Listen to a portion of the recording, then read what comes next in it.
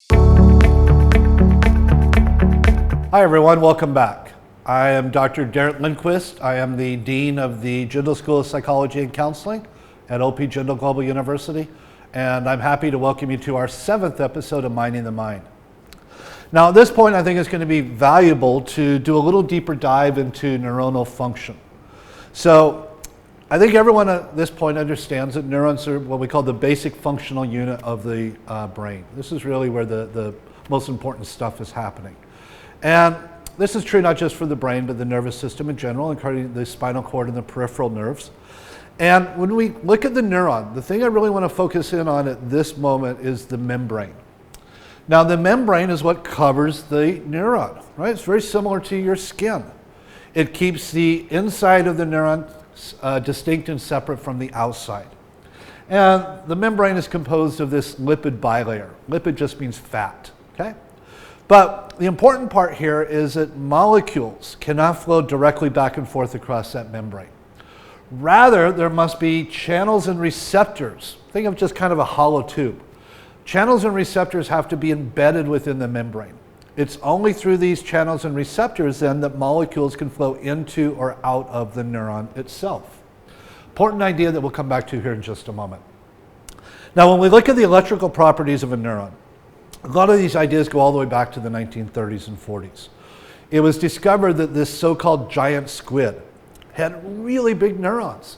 So big, in fact, that you could see parts of them with the naked eye. Okay? So, neuroscientists of the day, they took out a little segment of the neuron, and they wanted to look at, again, this electrical distribution, or the electrical charge of neurons. So, the terms that we use are potential, voltage, or electrical charge. There are slight differences between all three terms, but for our purposes, they largely mean the same thing. So how did they do this? Well, they use something called a voltmeter, right? It measures voltage. So when they take the two leads of the voltmeter and they place them both within the fluid, within the Petri dish that contains the neuron segment, well, there's no difference in electrical charge between those two leads, so we see an output of 0. Not unexpected. But if you take one lead and keep it in the solution and the other lead you place inside of the neuron, now we find that the inside of the neuron is electrically negative relative to the outside.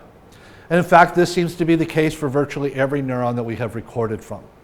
So in this case, the inside is about negative 70 millivolts more negative. Now, if you don't know what a millivolt is, don't worry about it. It's just a metric like meter, right? It just means that the inside, again, is electrically negative relative to the outside. So this is the important part. So what contributes to that negative interior? Well, part of it is the distribution of ions. An ion is just a molecule with an electrical charge. Okay? We have cations, which have a positive charge. We have anions, which have a negative charge. So one way that a neuron is electrically negative is that it has more negatively charged molecules or ions on its interior, inside of it. And in fact, when we look at these ions, there's 3 in particular that we're going to focus on. These are what's largely responsible for this difference in electrical charge. So first, we have sodium. Abbreviation is Na+. That plus sign tells us it's a positively charged ion. So this number here shows us the concentration outside the cell versus inside the cell, or the neuron. So what we find is there is significantly more, almost 10 times as much sodium outside the neuron than inside the neuron. If we look at potassium, abbreviation K+, so again, another positively charged ion, we find is 400 inside versus 20 outside. So almost 20 times as much potassium inside the cell or the neuron than outside. Finally, we have chloride, Cl-. This is a negatively charged ion. So outside 560, inside 150. So once again, there's more chloride outside the cell than inside the cell. Now we can actually graph this over here on the right, or the left as the case may be. Right? So here's the intracellular. This is inside the neuron. We have high levels of potassium, low levels of sodium and chloride. In the extracellular space, in between the neurons, we have low levels of potassium, but high levels of sodium and chloride. What is sodium chloride? It's salt, right? So I say this somewhat tongue-in-cheek, but the idea is all terrestrial life, all life on the land. You know, in the ancient past, we emerged out of the oceans. We emerged out of the sea. And in some respects, we still carry that seawater around with us inside of our head. So what's responsible for this distribution, this uneven distribution of ions with respect to the neuron? Well, it really comes down to two forces, the diffusion force and the electrical force. So first, I love my coffee. I have a couple of cups every single morning. I put a little bit of cream in there, and what does the cream do? It diffuses throughout the entire cup of coffee, right? This is called the diffusion force. It means that any compound, if there's an area of high concentration and it can move to an area of low concentration, it will always move down its concentration gradient. So again, in the video here, you can see you put a little bit of food dye at the top of the water, and just like the cream, it's going to spread throughout the entirety of that cup. Okay? So this is our first force, the diffusion force. Molecules move from areas of high concentration to low concentration. Secondly, we have the electrical force. And here the important concept is what we see with magnets. So the most important part here is the electrical force. Now here we're going to refer back to magnets. I think everybody knows that ultimately opposite charges attract, whereas same charges repel each other. Well, the same is true for ions, and the same is true for areas of electrical activity. And remember, the inside of the neuron is always negative. So what we find is that when we look at ions, alike charges, two positive ions are going to repel, whereas opposite charges would attract. Okay? That's the idea. Now, the last point I just want to reiterate, which is, again, molecules cannot move back and forth directly across the membrane. They always have to depend upon these channels and receptors, which are specific for specific types of ions. We call this selective permeability. So one channel may emit sodium, whereas another channel will only emit potassium. All right, so let's begin to put this together. Here we have a box. We have high levels of sodium on the right. That's what the big Na means. Low levels of sodium on the left, and an impermeable barrier here in the middle.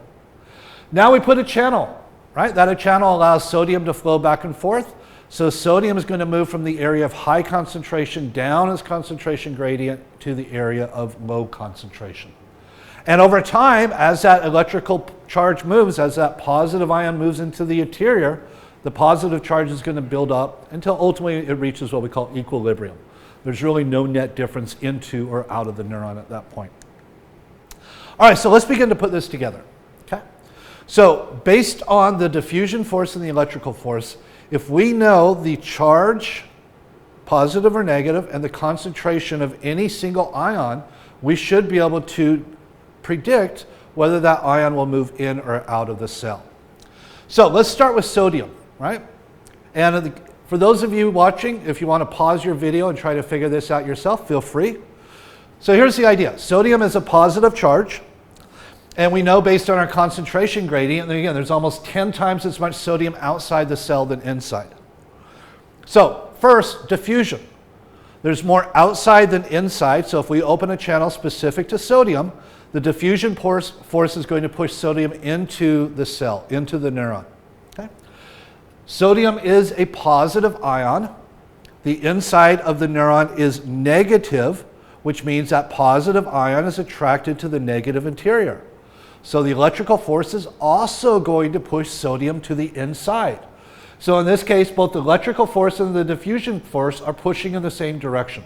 They're pushing sodium into the interior of the cell. Now, sodium is a positive ion. The inside is negative, right? Negative 70. So as more and more positive ions flow in, the interior becomes less negative over time. So in other words, we go from negative 70 to negative 68, negative 66, etc. Potassium, K+. Okay, positive ion. And once again, we know that there's about 20 times as much potassium inside than outside. So if we open a channel specific to potassium, the diffusion force is going to push it out of the neuron, out of the cell. Okay? But it's a positive ion which is attracted to the negative interior of the neuron. So the electrical force is going to push it in. So now in this case, we have these two contrary forces. We have the electrical force pushing it in and the diffusion force pushing it out. Now at this point, you'll just have to trust me when I tell you the diffusion force is stronger. Okay? So ultimately, if we open up a channel for potassium, more potassium will flow out of the cell. And as a result, it's going to take that positive charge with it. So if you take away if you take away positive charge, K plus, right, then the interior becomes more and more negative over time. -70 to -72, etc. Our last one is chloride, right? Negative. So we know it's a negatively charged ion. We know that there is more chloride outside than inside. So once again, if we open up a channel specific to chloride, what we find is that the diffusion force is going to push chloride into the cell, but it's a negative ion which is repelled by the negative interior. So it's attracted to the positive outside. It wants to flow out. So the electrical force is going to push it out of the neuron, right? Contradiction. But again, we know that the diffusion force is stronger overall. So if we open a channel for chloride, chloride is going to flow more in than out. So as that negative charge moves in, that negative ion moves into the cell, the interior becomes more and more negative. -70, -72, etc. That's it. This is how these ions move back and forth across the membrane. Diffusion force and electrical force. And through these processes, the neuron can maintain this difference in electrical charge, where the inside is always negative relative to the outside. But there is a conundrum. Over time, if you have more sodium flowing in and more potassium flowing out, eventually that cell interior is going to become less negative or more positive. So how do you maintain that charge differential? Neurons use pumps. These are really going to deplete a lot of the cell's energy, but they're critical for maintaining these concentration gradients. So in this case, we have a sodium-potassium pump.